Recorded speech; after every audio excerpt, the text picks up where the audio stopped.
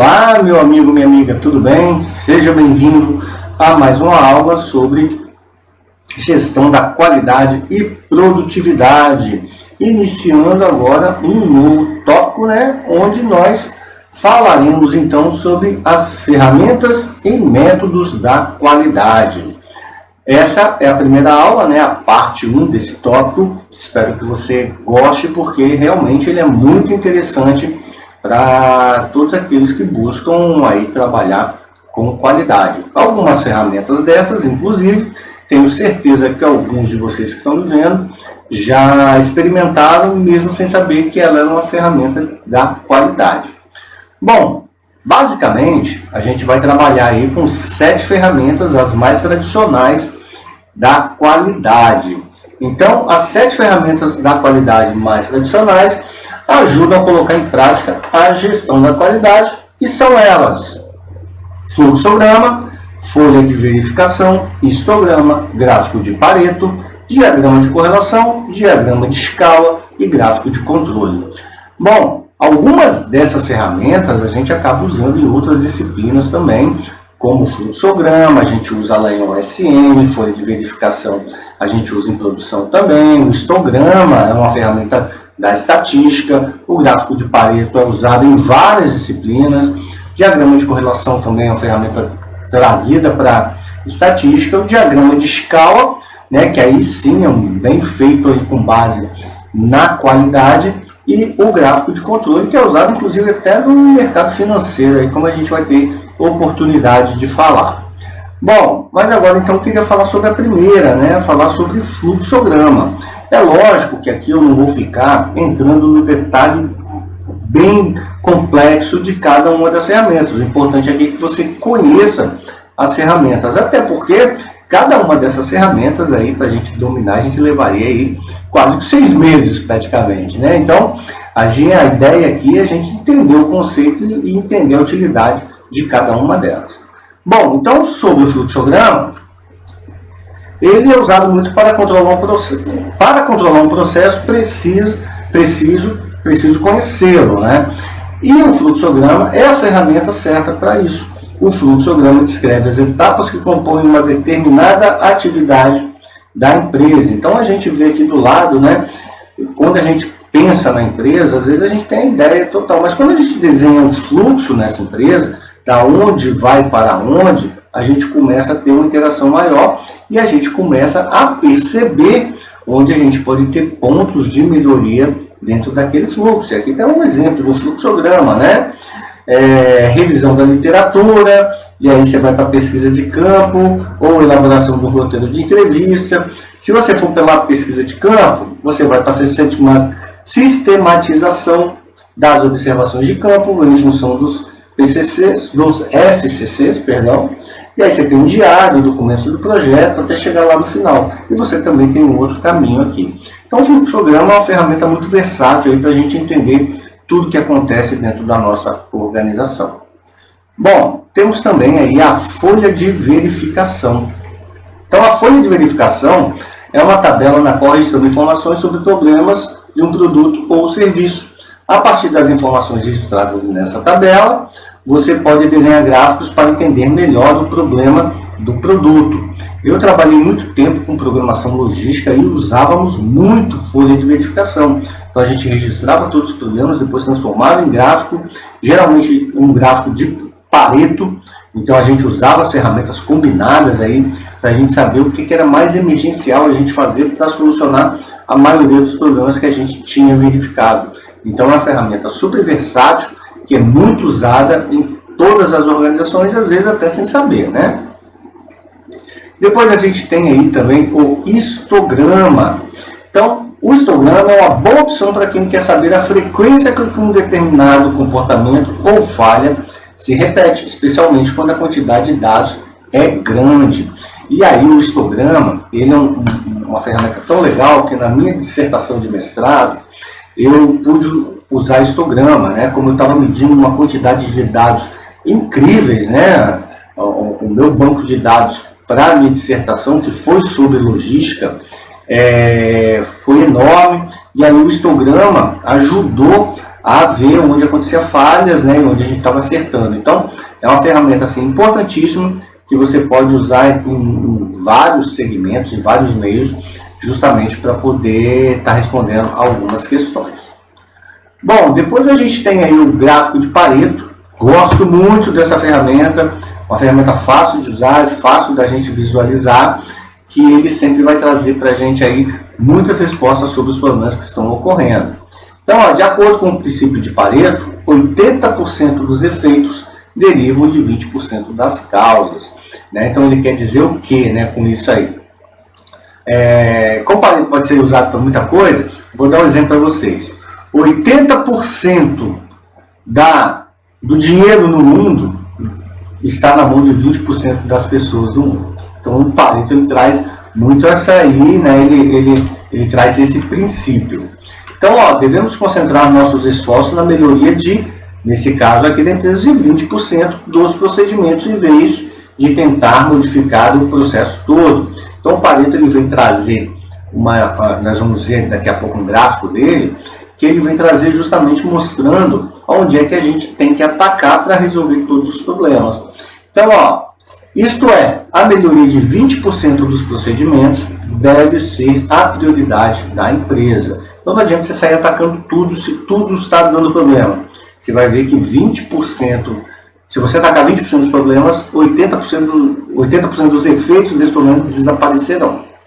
Bom, e aí ele traz, ó, como identificar tais 20% responsáveis por 80% dos resultados.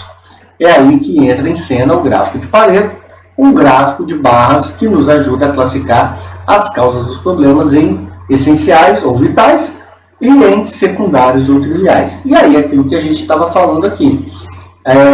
O Pareto ele vem dizer o seguinte, ó, a gente tem uma série de problemas aqui, mas quando eu resolvo lá, só de eu resolver esse problema aqui, eu elimino uma grande quantidade da causa.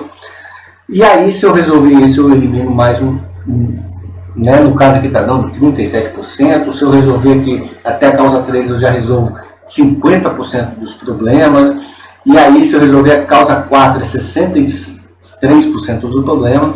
E aí vai. Então, não adianta eu sair resolvendo a causa 10. Né? É melhor resolver a causa que vai me dar o maior resultado aí. Então, essa causa aqui é só 20% dos problemas. Eu vou já estar resolvendo uma grande parte dos efeitos desses problemas. Depois a gente tem o diagrama de correlação. Então, o diagrama de correlação visa mostrar a relação entre eventos que acontecem dentro das organizações. Essas relações podem ser inversamente proporcional, a correlação negativa.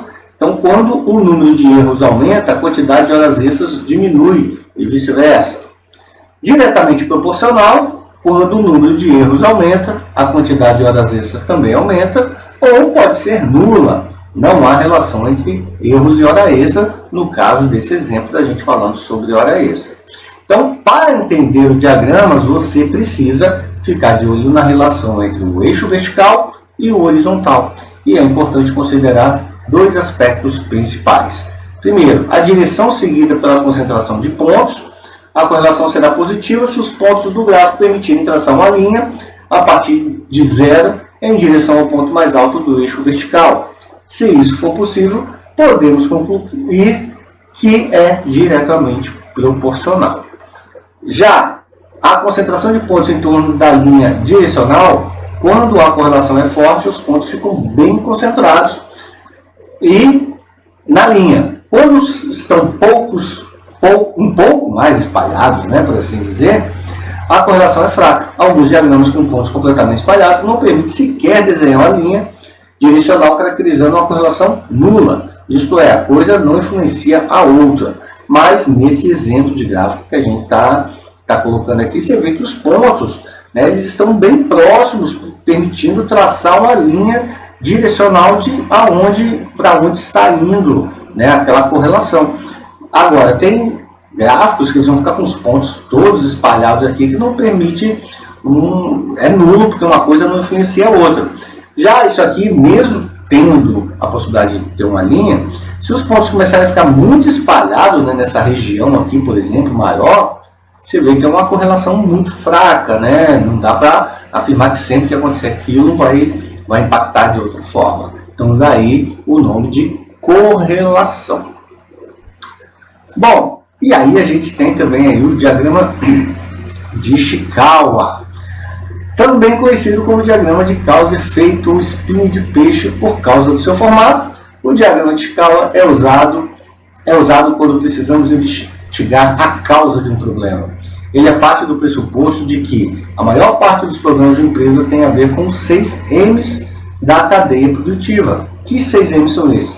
A medição que está sendo feita, os materiais que estão sendo usados, a mão de obra, se ela é adequada, as máquinas que estão sendo usadas para produzir, o método de produção e o meio ambiente, ou seja, onde isso acontece. E aí, por que espinho de peixe, né? Justamente por causa disso aqui, ó. Ele é muito parecido aí o gráfico de Ishikawa com a espinha de um peixe, né? Até tem um peixe desenhado aí sombreado para permitir que a gente visualize melhor. Mas ele diz, ó, qualquer efeito que tiver aqui na frente, as causas geralmente são de materiais, meio ambiente, máquina, medida, método ou mão de obra. Então, através daqui a gente consegue ver e identificar da onde se origina aquele problema que está acontecendo lá. Bom, apesar de retratar um processo bastante simples, mostra como é possível usar o diagrama de Ishikawa para investigar as causas de um problema, né? E assim, você vai desenhando e fala, ó, o problema está aqui, a gente tem que resolver. Então, o ideal é que todos os funcionários envolvidos participem na hora de construir esse diagrama. Até porque, né, quanto mais opinião, mais visões diferentes, melhor. Como estão a mão de obra, a mão na massa, eles podem, como estão com a mão na massa, né, os funcionários, eles podem dar dicas importantes capazes de ajudar a empresa a arrancar o problema pela raiz. Então, para você aí que está pensando em abrir o seu próprio negócio, para você que tem o seu próprio negócio, dica, ouça os seus funcionários se você vê que não está fluindo, porque eles podem trazer alguns pontos de vista que você pode não estar aí observando, né, e que pode vir a ser prejudicial para a sua empresa. Bom, finalizando aí, a gente tem o gráfico de controle. Então, para ver se está tudo em ordem, você pode utilizar periodicamente gráficos de controle. Esses gráficos mostram com muita clareza se as coisas estão ou não sob controle. E aí, toda vez que eu falo de gráfico de controle, eu gosto de trazer muito a experiência que a gente vê no mercado financeiro.